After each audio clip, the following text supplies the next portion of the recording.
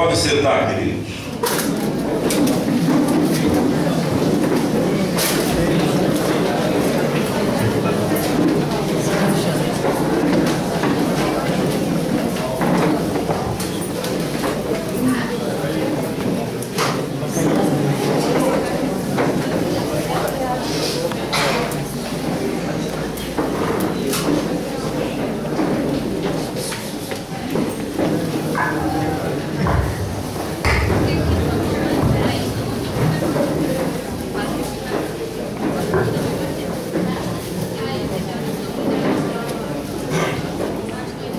Eu quero refletir com vocês um pouco sobre a realidade da cruz do Senhor Jesus. Afinal, o que é isso? Quando a gente fala de cruz, não está falando de uma cruz assim, mas da crucificação. Cruz por cruz há muitas por aí. Eu tenho dito que é muito fácil levar a cruz no peito. O difícil é ter peito para levar a cruz na vida, para caminhar na vida na cruz do Senhor Jesus. Houve um chinês, um santo homem de Deus chamado Watchman Nee. Ele passou a maior parte da vida preso por causa do Evangelho, do seu amor a Deus. Mas nas prisões chinesas ele mandava mensagens que se tornaram livros e influenciaram a vida de cristãos no mundo inteiro. E Watchman Nee, falando sobre a cruz, ele disse: o sangue de Jesus trata com o que nós fomos, a cruz trata com o que nós somos. O que é isso? O que nós fizemos, todos os pecados que cometemos, ainda cometeremos, e cometemos hoje, cometemos no passado. Nós não vivemos a ilusão de que paramos de pecar, porque somos pecadores. Mas o Watchman Nee diz: toda a minha história de pecado foi cravada na cruz do Calvário. Então, o assunto que diz respeito a quem eu fui, ficou na cruz, ficou no sangue derramado lá. E ele diz: mas a cruz trata com o que eu sou hoje. É por isso que o próprio Jesus diz: tome a sua cruz de cada dia. A vida cristã não é vivida em trono, não é vivida em almofada, não é vivida em tapete vermelho. A vida cristã, ela exige de nós a cruz todos os dias. E quando fala nessa cruz, ela fala da morte do ego, da renúncia do ego, de que um dia possamos dizer, como disse o apóstolo Paulo: já não sou eu quem vive, mas Cristo vive em mim. Amém. E a cruz, queridos, é lugar de morte, é lugar de vergonha, é lugar de desprezo, é lugar de zombaria, é lugar de indiferença e é lugar de dor. Mas não há vida cristã verdadeira. Pode haver oba-oba, pode haver festa, pode haver bloco de carnaval gospel, mas vida cristã verdadeira tem que passar pela cruz. Só há ressurreição se houver morte. Não pode haver ressurreição se não houver morte. É por isso que antes da glória do túmulo aberto, há a dor da cruz.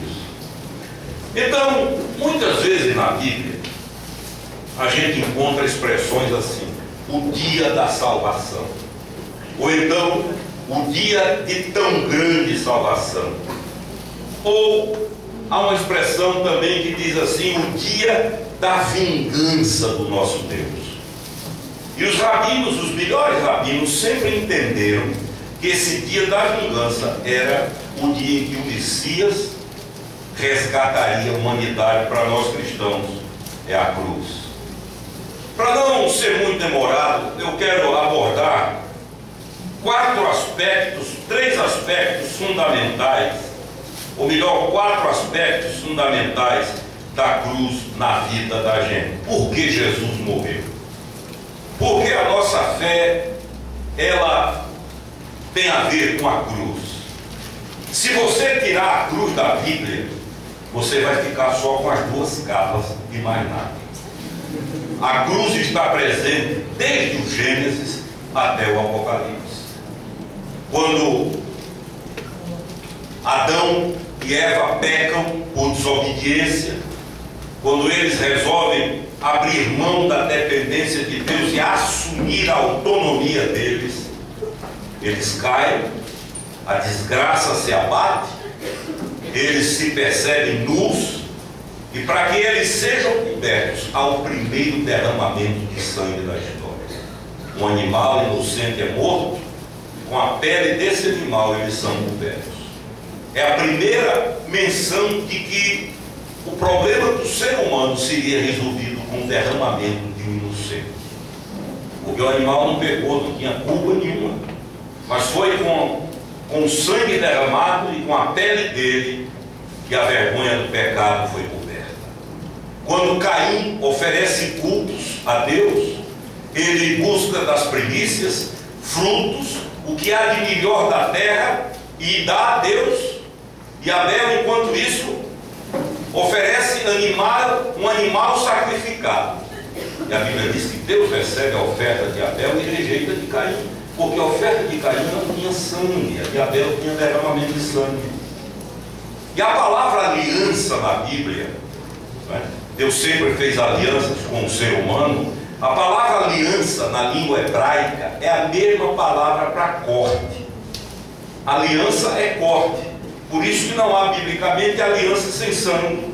É por isso que no judaísmo, na velha aliança, a criança, quando era levada ao templo para ser apresentada ao sumo sacerdote, com 8 dias de vida, ela era circuncidada. Para quê? Para que houvesse sangramento. Aí a aliança estava firmada. Hoje nós não precisamos disso, porque nós estamos na nova aliança, e o sangue da nova aliança foi derramado na cruz do Calvário. Então, a cruz é fundamental e ela nos fala de 4 coisas essenciais. Primeiro, ela nos fala de propiciação, digo já o que é isso. Depois ela nos fala de redenção, vou explicar. Depois de justificação e finalmente de reconciliação. O que é propiciação? Deixa eu explicar a vocês de uma forma bem prática. Quando nós pecamos, nós perdemos essa capacidade de chegar à presença de Deus. Nós não somos mais propícios, aceitáveis diante de Deus. É por isso que antes da cruz do Calvário, uma vez por ano, o sumo sacerdote, somente ele podia fazer isso.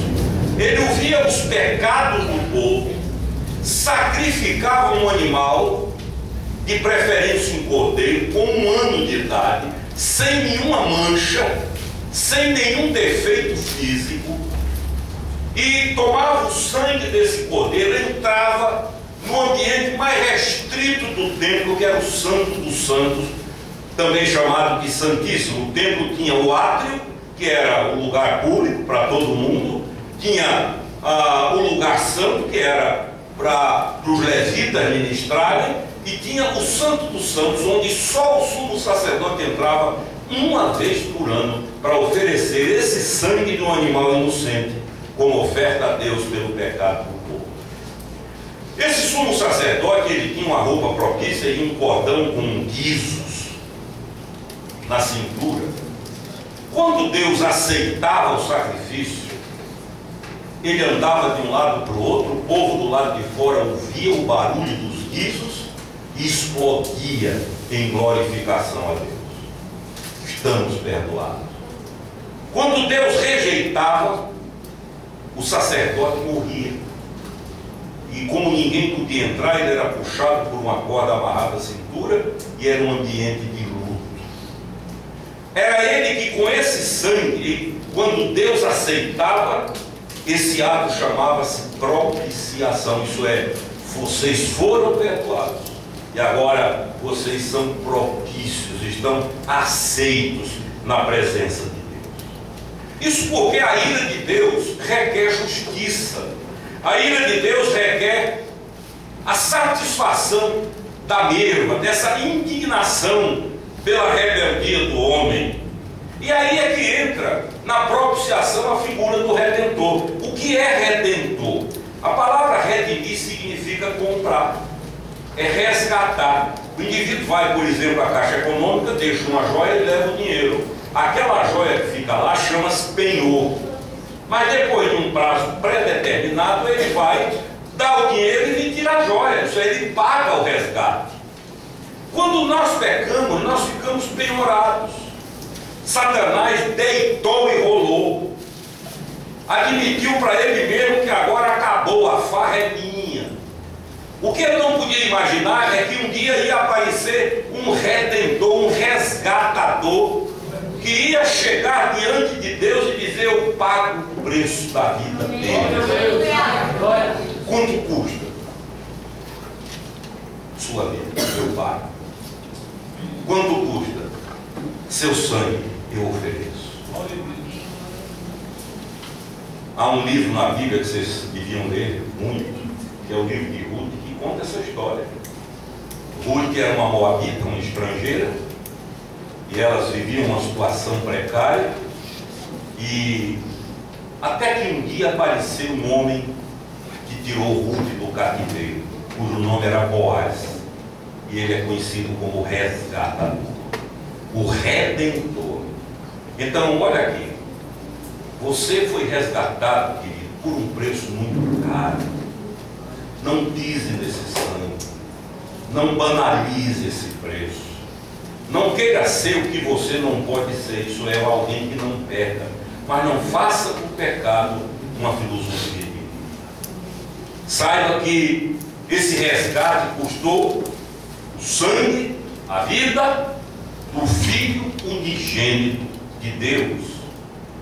Isso também nos mostra que Deus é misericordioso. E eu gosto da palavra misericórdia porque a origem dela é a seguinte: ela é composta de duas palavras latinas, misere e cordes. Misere, de onde vem miséria, significa trapo, estopa, bucha, dessas que a gente rasga. E cordes é coração. Então misericórdias é um coração, um trapo, é um coração que não é duro, que não resiste. O coração de Deus é assim. Você pode ter cometido a falta mais grave, mas quando você se humilha, confessa e pede perdão, o coração de Deus se rasga. Porque a Bíblia diz que Ele tem prazer em perdoar e a sua misericórdia dura para todo sempre. É por isso que a cruz tem um significado de templo. Por quê? Porque a propiciação era feita no templo. A propiciação era realizada no templo. A propiciação era um ato do sumo sacerdote, que não precisa mais se repetir, senão a gente ia ter que matar bicho, sangrar, ter um lugar na igreja. Você imagine como ia ser complicado. Não precisa mais repetir, por quê? Porque o nosso sumo sacerdote veio de uma vez por todas. Ele fez o que se chama de sacrifício perfeito. É o alfa e o ômega, o começo e o fim. Ali tudo está acabado. E não há tribo, raça, língua, nação do mundo onde alguém não possa ser liberto pelo poder desse sacrifício. Quando eu trabalhava na VIM, a Visão Nacional de Evangelização, com CARE, nós fizemos várias cruzadas pelo leste europeu, isso antes da cortina de ferro. E lembro de uma cruzada que foi feita em Moscou, na Praça Vermelha, cerca de 300 mil pessoas. E havia um menino chamado Tony, que ouviu essa mensagem e sentou no chão, escondeu a cabeça entre os braços e chorava enlouquecidamente. Meninão, 16, 17 anos, chorava, soluçava, gritava. E depois de algum tempo, alguns da missão foram lá falar com ele e perguntaram o que era, e ele só dizia: eu sabia. Quando pôde falar e perguntaram, sabia o quê? Se eu sabia que esse nome tinha alguma coisa. Porque eu não sei quem ele é, não sei onde ele nasceu, não sei o que ele fez, não sei nada sobre a vida dele. Agora, eu me lembro que toda vez que eu estava angustiado, eu pronunciava esse nome e tinha paz. Hoje é missionário em Barcelona, na Espanha. Então, você pode chegar diante de Deus, olha aqui para mim, com toda a liberdade, para confessar seus erros, porque o preço foi pago. Eu li a história de um menino que era muito travesso, e não aí 13 anos, e havia um rapaz que trabalhava na casa dele, que era muito astuto, o pai era muito rico, e um dia esse menino acidentalmente quebrou um vaso de porcelana chinesa. E aí o empregado aproveitou-se para botar rédea no menino. Faça isso. O menino dizia: não faça, se não fizer eu compro. Pronto. Vá buscar tal coisa para mim. Não vou. Olhe. Aí o bichinho: vai comprar isso que eu quero. Mas eu não. Está lembrado? Até que um dia o menino disse: espera aí, ele é escravo, eu sou filho. Para ele é patrão, para mim é pai. E foi lá e contou tudo ao pai. E o pai o perdoou. E na outra chance, quando o empregado quis manipular a vida do menino, pressionar, faça, senão eu conto a seu pai. Ele disse: não precisa, eu já contei. Quebrou as amarras. O inimigo nos manipula assim, administrando coisas escondidas, pressionando por aquilo que se varre para baixo do tapete. E nós não precisamos mais fazer isso, porque o preço que faz a sujeira ser limpa já foi pago pelo sangue vertido na cruz do Calvário. Queridos, olha aqui. É por isso que quando ele disse está consumado, e Jesus usou uma palavra grega, tetelestai, que significa está pago, está quitado. Os escravos, quando saíam da cadeia, recebiam do Império Romano um documento, e em cima dele estava com um lacre essa palavra, tetelestai, a mesma que ele usou na cruz. E quando eles eram parados pelas patrulhas, eles mostravam: está pago, está quitado. Na cruz, o seu pecado e o meu pecado foram quitados, resolvidos.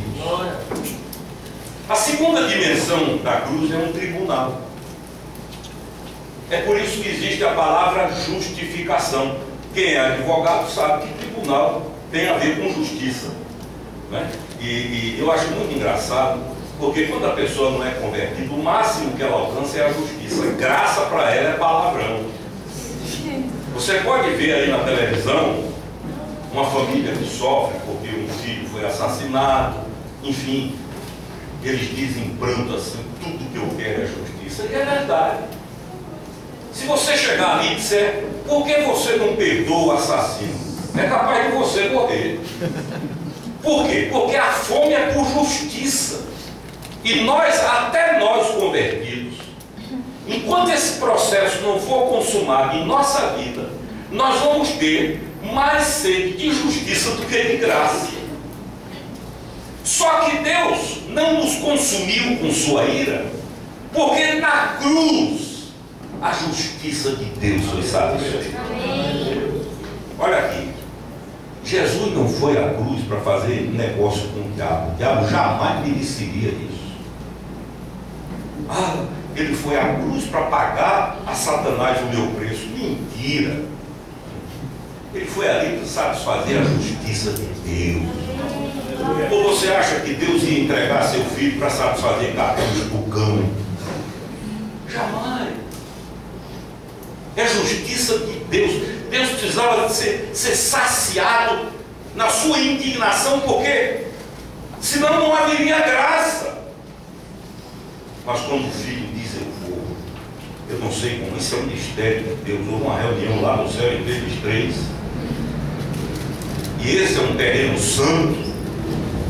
Mas lá entre eles, essa família, eles decidiram que o filho viria. Veio, morreu, e aí o véu rasgou. A barreira que havia entre eu e Deus, e tinha 70 metros de altura, pesava cerca de 3 toneladas, rasgou, não foi de baixo para cima, foi de cima para baixo. Para ficar claro que não foi homem nenhum que rasgou, mas veio de lá para cá.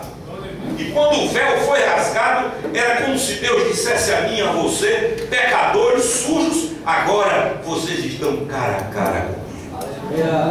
Pode falar comigo, manhã, de tarde, de noite, na cama, no banheiro, dirigindo. É por isso que a oração hoje não precisa de lugar especial, de palavreado especial. Onde você estiver, você ora e Deus ouve. Por quê? Porque a justiça de Deus foi satisfeita.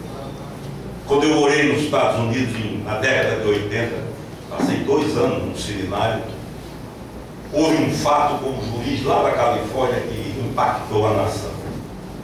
A filha desse juiz envolveu-se num acidente de trânsito e a menina foi presa com um choque muito grande, e isso foi encaminhado para um tribunal que lá eles têm para julgamento dessas causas. E ele, o pai, era o juiz. E a menina postou-se diante dele. E muita gente achava, bom, como o pai fosse aqui, vai dar um jeitinho. Tá? E o fato é que ele condenou a menina a uma multa pesada. E ela caiu no choro. Aí ele pediu licença, bateu o martelinho dele, pediu licença a todo mundo, tirou a toga, desceu, postou-se ao lado da filha e disse: eu pago. A justiça primeiro foi satisfeita. Agora eu pago e você vai sair daqui livre comigo para viver a sua vida. Houve um outro caso de um jovem que lutou no Vietnã e perdeu os 2 braços, ficou só com os toquinhos, cometeu um crime, e no júri popular ao qual ele foi conduzido, a palavra foi dada, ele não falou nada, ele apenas chegou diante do conselho de sentença dos jurados, levantou aqueles 2 toquinhos de braços e ficou mostrando. E todo mundo entendeu. A Bíblia diz que nós temos um advogado para com Deus, Jesus Cristo justo. Você sabia que mesmo depois de ressurreto, as marcas da cruz continuaram? Tu não é vivo. Ele disse: põe aqui a tua mão, já estava com o corpo glorificado. É por isso que quando eu e você erramos e pecamos, Jesus não precisa fazer discurso para Deus, ele apenas mostra as mãos traspassadas. E aí Deus lembra: a justiça foi satisfeita. E quando ele olha para Jesus, ele diz uma coisa que é um mistério para mim. Ele diz para a gente assim: dos teus pecados jamais me lembrarei. Porque se ele lembrar, ele está afrontando o filho. Caio Fábio diz que isso é uma amnésia de amor localizado. Como entender? Deus onisciente esquece. É um mistério. Ele é onisciente, mas esquece. Então, o segundo aspecto da cruz é esse: é lá que eu e você fomos justificados. Então, o primeiro aspecto é o que fala do nosso resgate: o preço foi pago. O segundo aspecto é o que fala da nossa justificação: estamos justificados. O terceiro aspecto é o da reconciliação, tem a ver com família. O primeiro, da propiciação, tem que ver com culto, tem a ver com culto, um templo. O segundo, justificação, tem a ver com tribunal. E o terceiro, reconciliação, tem a ver com família. Paulo diz: reconciliados com Deus mediante a morte do seu filho. Romanos 5, de 9 a 11. Estamos reconciliados. Olha aqui, você não precisa sentir: mas eu não sinto. O problema é seu. Não há um sentimentômetro. Seja a palavra de Deus verdadeira e meus sentimentos mentirosos. Amém. O que vai aferir e determinar a minha segurança na vida não é o que eu sinto, é o que a palavra diz.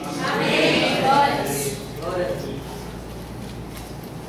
Uma menininha, aluna de uma escola, mas muito crente a bichinha, frequentava a escola bíblica dominical, historinha de flandelógrafo. Hoje não é mais flandelógrafo, hoje é data show.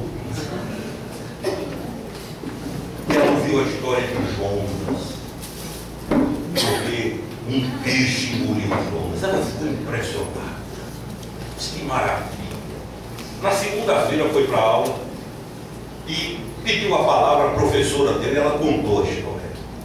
Todo mundo riu e ela empolgada. E a professora disse: minha filha, você crê mesmo nesse negócio? Creio. Você tem certeza? Tenho. A palavra de Deus diz que um peixe engoliu Jonas. E aí ela olhou para a professora e disse: e quando eu chegar no céu, eu vou perguntar a ele como foi isso. Aí a professora disse assim: e se ele estiver no inferno? A menina emendou: você está uma senhora dele perto.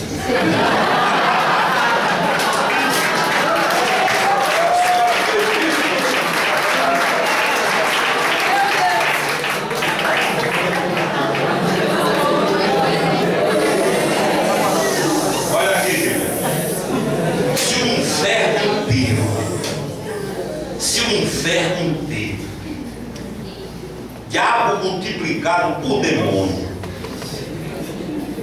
apontarem para mim e disserem que eu não estou reconciliado, eu digo: é mentira.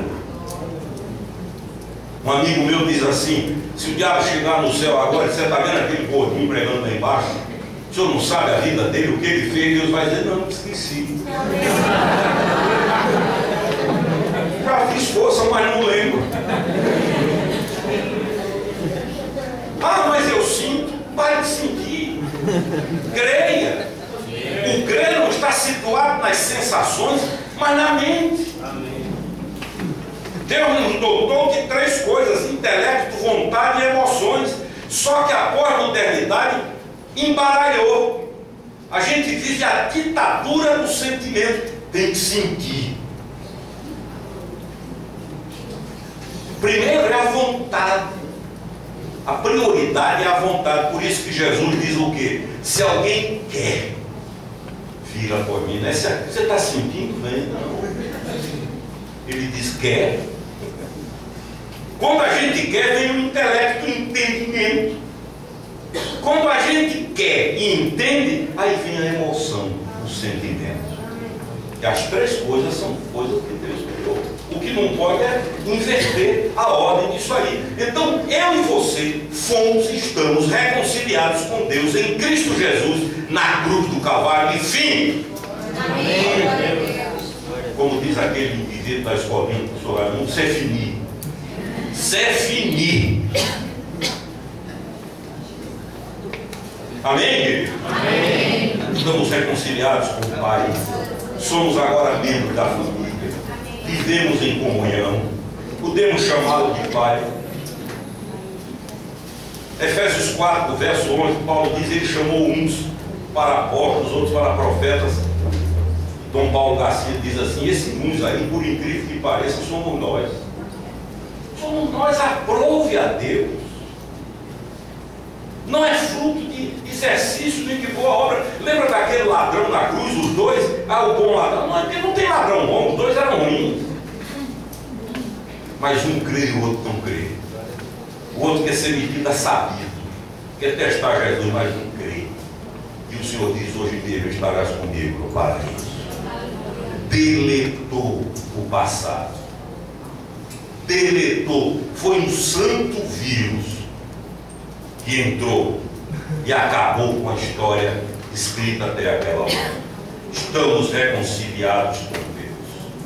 Nós podemos dizer: Jeová Sidiqueno, Senhor, Tu és a nossa justiça. É por isso que o que sobra para a gente é louvar. Pronto. Não tem o que sobra para mim, para você, é louvar. Então a cruz, ela é um lugar de templo. Quando há a propiciação, é um lugar de justiça como tribunal e é um lugar da família para reconciliação. E eu desafio vocês a ouvirem o que o Senhor Jesus diz assim, quando diz assim: quem quiser vir após mim, tome a sua cruz de cada dia, negue-se a si mesmo e pé a pé. Evangelho é a encarnação do verbo. O que é verbo? É o discurso, é o palavreado. O que é encarnação? É quando o que eu falo vira vida. É quando o meu discurso, porque discurso por discurso, a Bíblia diz que os demônios creem, tremem. O problema dos demônios não é que eles não creem, é que não conseguem viver, não obedecem o que creem. Quando nós obedecemos àquele que nos ensina e cremos, dá-se outra vez na nossa vida a encarnação do verbo. E aí as pessoas vão olhar e dizer, de fato, não há esquizofrenia naquele jovem, naquela moça. Ele é o que fala e fala o que é. Amém. Ela é o que fala e fala o que é. Ele é o que parece e parece o que é. Ela é o que parece e parece o que é. Há uma cirurgia na nossa vida que só a cruz do Calvário pode fazer. É por isso que converter-se não é aderir. Conversão não é adesão. É por isso que converter-se não é agregar-se. A Bíblia diz que quando Israel saiu do Egito, saiu um misto de gente. O que é misto de gente? Era aquela turma que nem era israelita, nem era egípcia. Era uma mistura. Conversão, queridos, é cair ao pé da cruz, ainda hoje, com o rosto no pó, bater no peito e dizer, tem misericórdia. A verdade é essa. O fato de você crer ou não crer não altera nada. Dizem que o indivíduo um dia afirmava que não cria na gravidade. Ele disse, não, mas gravidade isso é bobagem. Aí um dia, se eu for provar que gravidade não existe, subiu para o 30º andar de um prédio e pulou. Aí vem caindo e berrando. Gravidade não existe, eu não disse caindo. Quando ele passa no 5º andar, dá o grito, gravidade não existe, porque lá do 5º andar alguém diz, mas o chão vem aí. O chão está chegando. A maior sensatez da vida é crer que eu não posso, mas ele fez, que eu não consigo, mas ele realizou, que a justiça dele caiu sobre mim.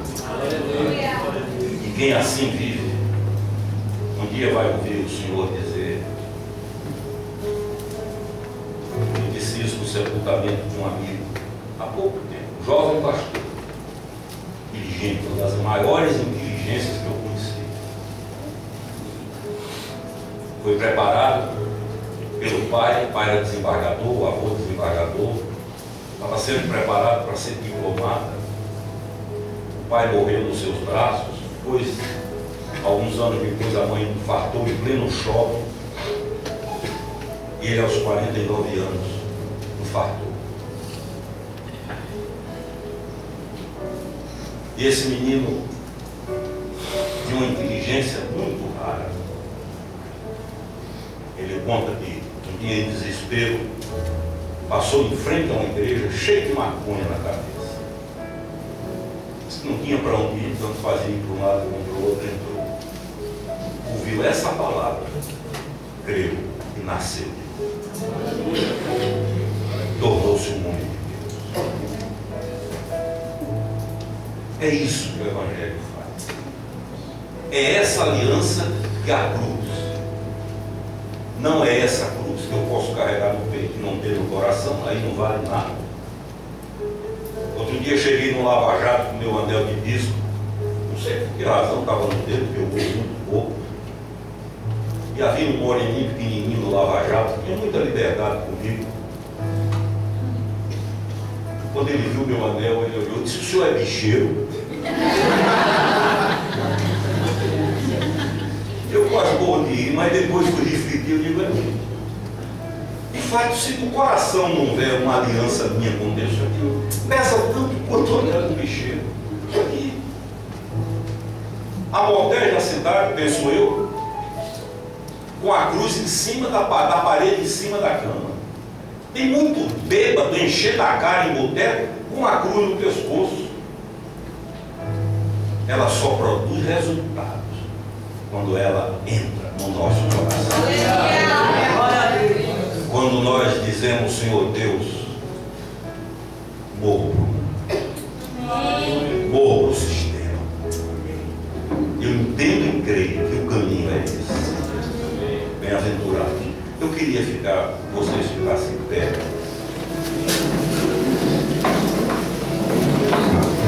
Nós vamos cantar um louvor. Eita Deus. Há poucos dias eu pegava lá na reconciliação, lembrando algumas histórias de gente que sofreu, mas não abriu mão da cruz. Uma vez eu visitei uma velhinha, ia para o bloco cirúrgico com pouca chance de vida, lá em Porto Alegre. E eu perguntei: a senhora está preparada para entrar nesse bloco? Ela olhou para mim com um sorriso e disse: meu filho, com Cristo aqui, é céu para mim. Uma vez visitei um indivíduo com o rosto deformado por um câncer, já cheirando mal, morrendo. Entramos no quarto do hospital. Perguntei constrangido a ele: o senhor quer? Tem alguma coisa para pedir para a gente orar? Tem algum pedido? E ele olhou com o rosto mais lindo do mundo, já comido pelo tumor, e disse: eu queria que vocês cantassem aquele louvor, quantas bênçãos, conta quantas são. Eu olhei para ele e disse: meu amigo, não sou eu que devo orar por você, é você que deve orar por mim. A coisa aqui está trocada. Uma semana depois partiu. Tinha mais vida do que muita gente que está correndo por aí. Eu preguei no funeral desse jovem pastor. E eu disse: às 0 horas de hoje, os portões da glória se abriram. E a voz mais clara, doce e límpida do universo olhou para ele e disse: João filho, vem, toma posse do reino que foi preparado para ti desde antes da fundação. É isso, porque a cruz se ergueu. Numa visita que eu fiz às catacumbas de Roma, onde os cristãos se reuniam no primeiro século, fugindo da morte, das feras, dos gladiadores, havia uma cruz pintada na pedra, e em cima tinha A, embaixo P, L e C. E eu perguntei o que era, e alguém me explicou. É que eles diziam assim: ninguém pode entender a altura, a profundidade, a largura e o comprimento do amor de Deus se não olhar para a cruz. A cruz é a maior declaração de amor que o universo já é. E aquele que nela crê e nela vive, para esse a chance de divórcio, como vocês disseram no tema, é zero. O Senhor disse: aquele que vem a mim, de maneira nenhuma o lançarei fora. Ainda que uma mãe, diz ele, venha esquecer do filho a quem amamenta, todavia eu não me esquecerei. Com relação a Israel, que ele chama de Efraim no livro de Miqueias, de Oséias, ele diz: eu já não podia reter as minhas compaixões. Como poderia eu esquecer, ó Efraim? Queridos, eu conclamo vocês para que sejam nessa cidade não apenas portadores de cruzes ornamentais, e é bonito, claro, mas que vocês levem na vida a cruz do Senhor, a cruz de cada um, para que experimentem a bênção um dia da ressurreição. Nós vamos cantar um louvor e eu quero orar por quem quiser. Vem aqui para frente, vamos ficar aqui, não tem problema de espaço, sentado, ajoelhado, se você quer. Nessa tarde dizer: Senhor, conta comigo, conta comigo. Eu sou da cruz. Venha para cá em nome de Jesus. Joga aí, papai. Teu sangue leva-me além a todas as alturas.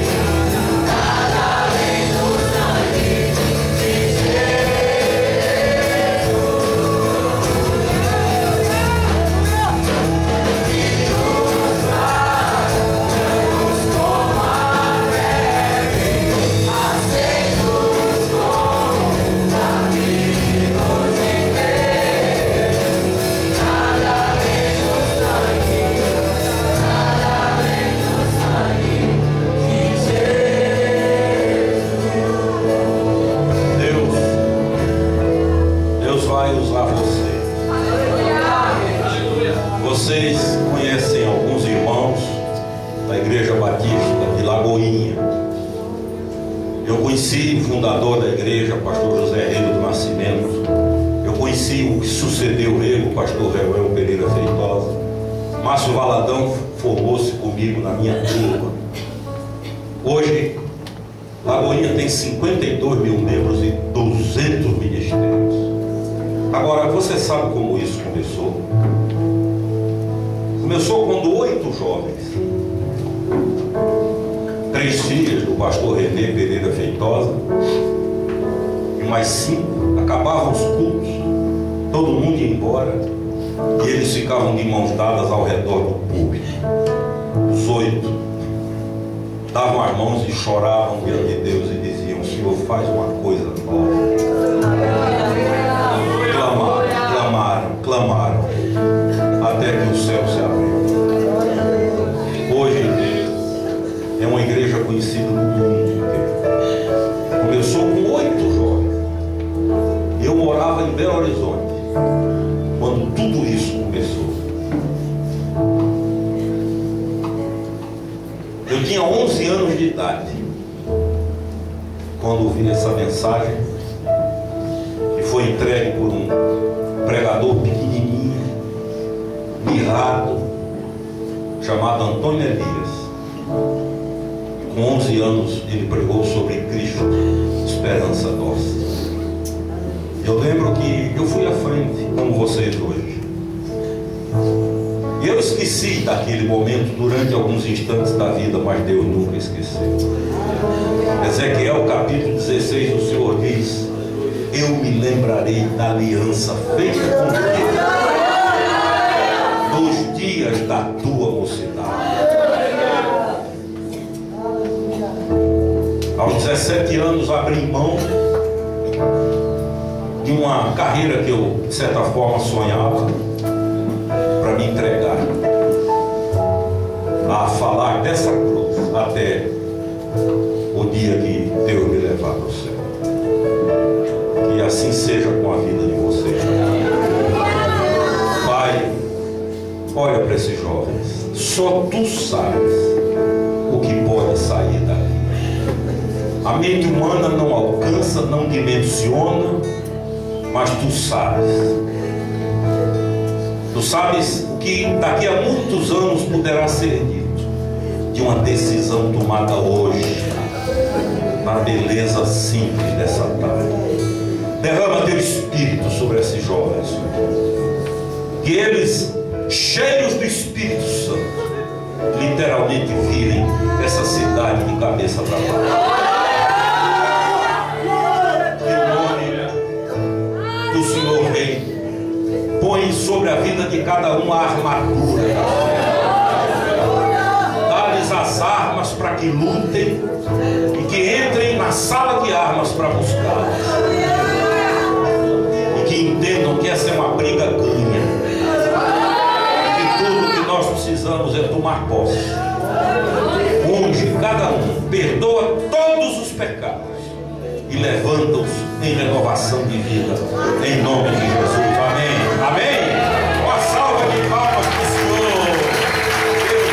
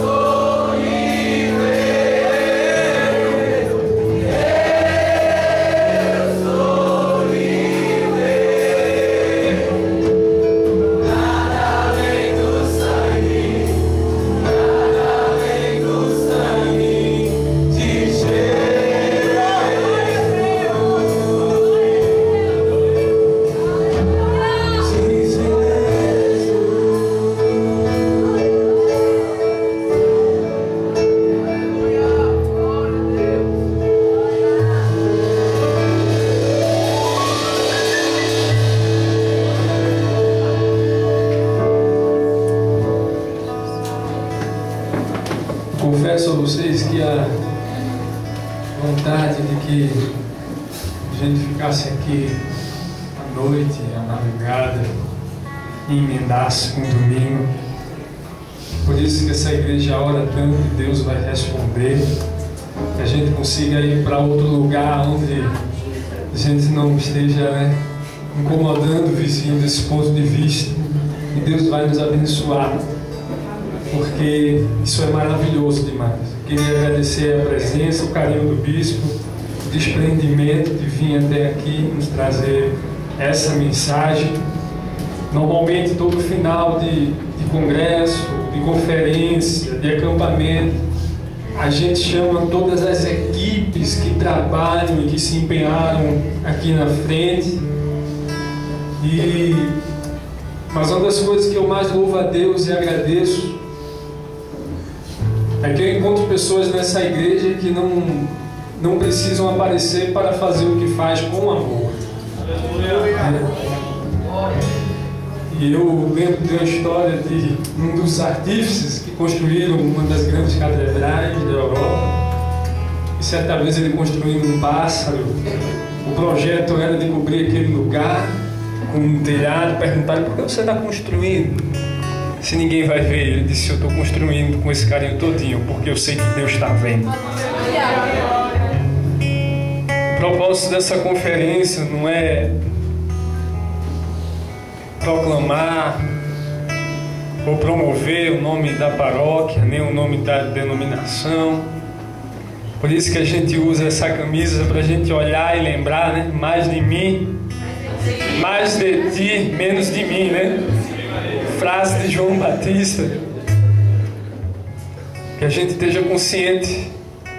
Mas a proposta é que através da palavra de Deus a gente viva o que está escrito, a metanoia, o tema da conferência, porque a gente sabe que é isso que a juventude precisa viver. Diferente de outras conferências que talvez tivesse outros atrativos, a gente não tem condições nem tem interesse de trazer bandas que cobram 50, 60, 40 mil reais. Mas a gente tem trago pessoas sérias, humildes e consagradas, que vêm ministrar a palavra do Senhor, na fé de que através dessa palavra o Espírito Santo vai gerar essa metanoia no coração daqueles que são seus. E eu queria agradecer a Deus, porque essa metanoia não é algo que acontece no coração de vocês apenas. Ontem o pastor Marquinho, o reitor, estava aqui à noite na mensagem, o pastor Rony ministrou, e ele saiu daqui com o coração borbulhando,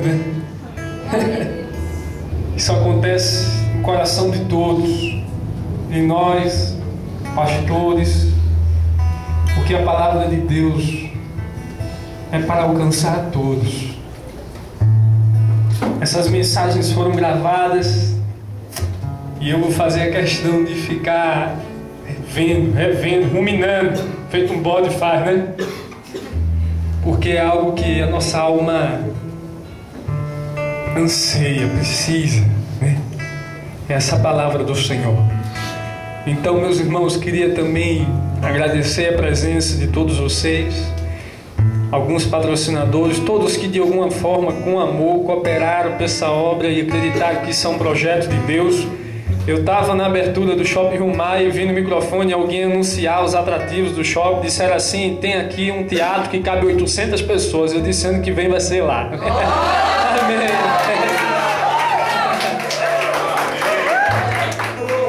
A gente não faz evento para arrecadar dinheiro.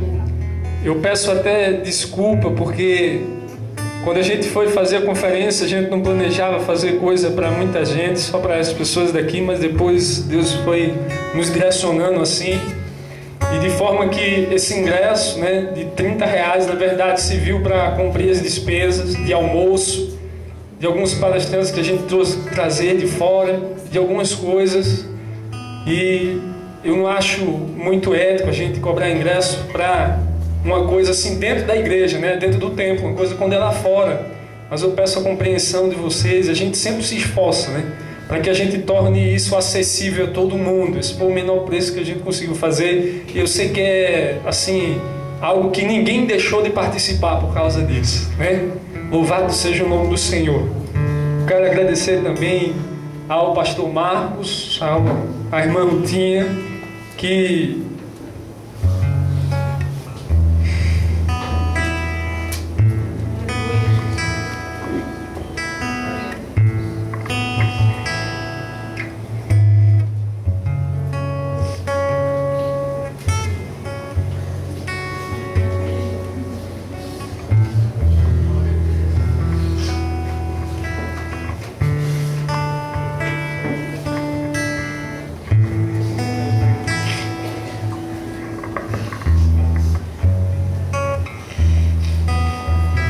Bom, meus irmãos, o pastor Lucas se emocionou muito com a palavra de agradecimento ao Senhor. Não é a mim, eu não sou nada. Pelo que ele fez aqui desde ontem à noite. Eu vi milagres aqui. Eu vi os corações desses jovens se derretendo como está agora. Chorando não por tristeza, mas de alegria. O choro é porque está agradecendo ao Senhor, porque Ele trouxe essa ideia, trouxe esse ato, trouxe esse seminário, ou que nome seja, para que o nome dele fosse cada hora, cada momento mais engrandecido, como falou o meu querido Bispo Ximenes sobre a cruz do Calvário. Então, eu queria que Ximenes viesse mais para cá, ficasse perto de mim, porque ele para mim é uma pessoa muito importante, como pessoa.